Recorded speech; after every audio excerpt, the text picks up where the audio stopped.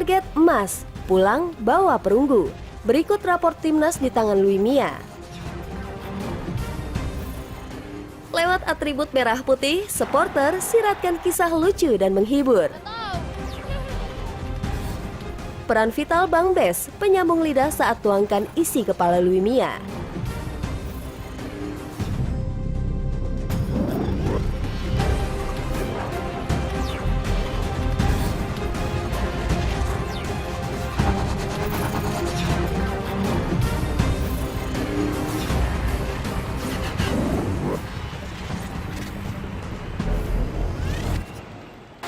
Walking alone, the streets are empty.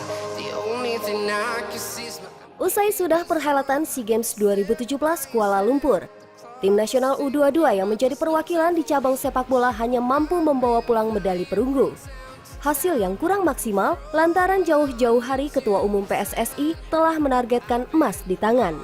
Lantas kritik tertuju pada sang juru latih Louis Mia. Dengan bandrol yang tidak murah, hasil ini dinilai tak layak diperoleh timnas U22. Namun sejatinya fakta berbicara lain, performa Garuda Muda memang tak sepenuhnya mengecewakan. Ditengok dari beberapa permainan yang dipertontonkan, nyatanya permainan Hansa Muyama CS banyak menunjukkan peningkatan. Di bawah kepelatihan Luis Milla ada peningkatan dan memang Reski belum ada di kita ya. Salah satunya yang terpampang nyata ialah keberhasilan Louis Mia mengoptimalkan keberadaan sayap-sayap cepat Garuda Muda. Osvaldo Hai, Febri Haryadi, hingga Sadil Ramdhani berhasil mempertontonkan performa terbaiknya. Walau pada akhirnya lini depan memang memiliki kendala tersendiri akibat gagalnya sang juru gedor mengoptimalkan asis para pemain sayap. Namun fakta ini kiranya dapat dimaklumi, mengingat keberadaan striker lokal di kasta tertinggi Liga 1 tergerus para bomber asing. Selain keberadaan para pemain sayap, GSI juga mencatat beberapa debut yang mampu melejit di ajang 2 tahunan ini.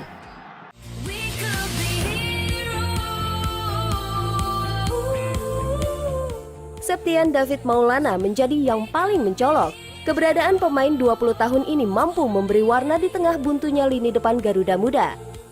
Pemain mitra kukar ini berhasil menasbihkan diri sebagai top skor Indonesia dengan torehan 3 gol. Tidak hanya itu, tugasnya sebagai second striker mampu ia jalankan maksimal dengan torehan 2 assist. Bergeser ke sebelah kiri, tentunya perhatian pencinta tim nasional akan tertuju pada sosok debutan Rezaldi Hehanusa. Dipanggil di detik-detik terakhir keberangkatan timnas U22 ke Malaysia, nyatanya pemain Persija ini mampu membuktikan kualitasnya. Pergerakan dinamis seorang Rezaldi terbukti kala ia mampu mencetak gol ketika Garuda Muda bersua Myanmar. Debutan terakhir yang mampu mencuri perhatian halayak ialah sang penjaga gawang Satria Tama Hardianto. Sempat dipinggirkan di beberapa pertandingan awal, lantas pemain bernomor punggung 1 ini tak mau berkecil hati.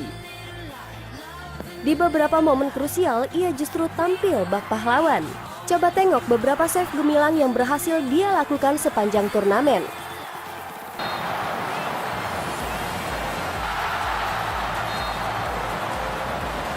Namun nyatanya penampilan Satria Tama juga diimbangi sang kiper kedua Garuda Muda, Kurniawan Kartika Aji.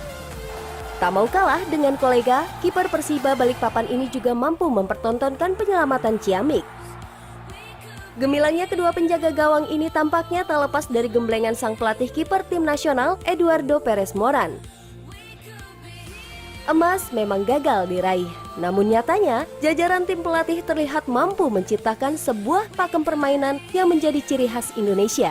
Kedepannya pekerjaan rumah menanti, namun sepertinya bukan pelatih yang menjadi akar permasalahannya. Soal kepelatihan ini bukan soal utama. Ya, bahwa sepak bola Indonesia ini menurut saya yang menjadi persoalan adalah apakah youth development kita sudah baik. Kita selama ini hanya membicarakan, kita no action ya, karena sampai hari ini saya belum melihat ada kompetisi kelompok umur 16, ya 14, kemudian 19, 21. Terus berbenah persepak bolaan Indonesia.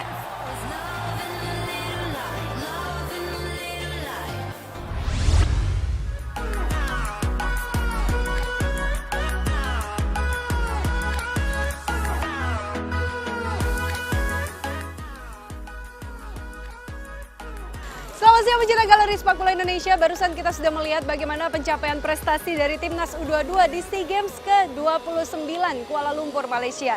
Selamat atas prestasi dari Garuda Muda, semoga ini bisa menjadi motivasi untuk kembali bangkitnya sepak bola Indonesia.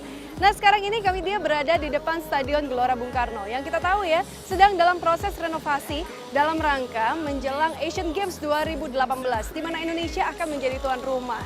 Nah, nanti kami akan berkeliling seperti apa kondisi GBK saat ini. Untuk itu tetap di Galeri Sepak Bola Indonesia.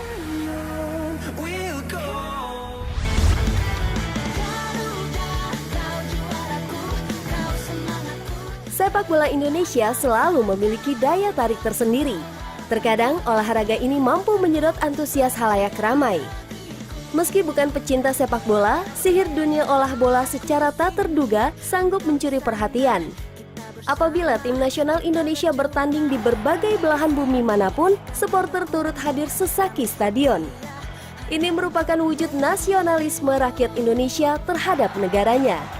Demi kebanggaan dan memegang teguh kehormatan bangsa, warga negara Indonesia rela berjuang lewat atribut merah putih. Dan gelaran SEA Games kala itu siratkan kisah lucu dan menghibur. Mewakili puluhan ribu supporter bumi pertiwi di Malaysia, rupanya sebagian dari mereka tak mengetahui seluk-beluk tim nasional sepak bola U22.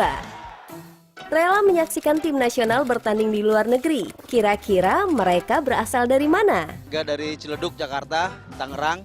Saya kerja dekat Kilang, ya Jawa Tengah. Alasan langsung menonton di stadion? Sengaja datang untuk nonton timnas. Kita mendukung Indonesia supaya bisa menang. Tapi nggak dapet tiket. Ayo sebutkan siapa pelatih tim nasional Indonesia? Bismillah. Kurang tahu. Siapa nama kapten tim nasional Indonesia? Evan Dimas. Evan Dimas. Nggak tahu. Sebutkan 3 nama pemain tim nasional Indonesia. Evan Dimas, Pasamu, sama Rizaldi. Putu Gede, Febri, Ezra. Walau sebagian dari supporter tak berhasil menjawab semua pertanyaan, perjuangan mereka tetap layak diberikan apresiasi setinggi-tingginya. Ayo Indonesia. Kita harus menang. Setelah saya belajar, setelah saya ngelatih, setelah saya bersama-sama Coach Louis sering hampir setiap hari, itulah saya sadar bahwa kemampuan sepak bola saya, pengetahuan sepak bola saya masih sangat kecil.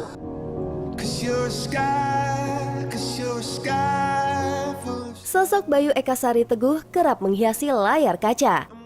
Menjadi penyambung lidah pelatih tim nasional Indonesia Luis Mia, peran Bang Bes, sapaan akrabnya, sangat krusial.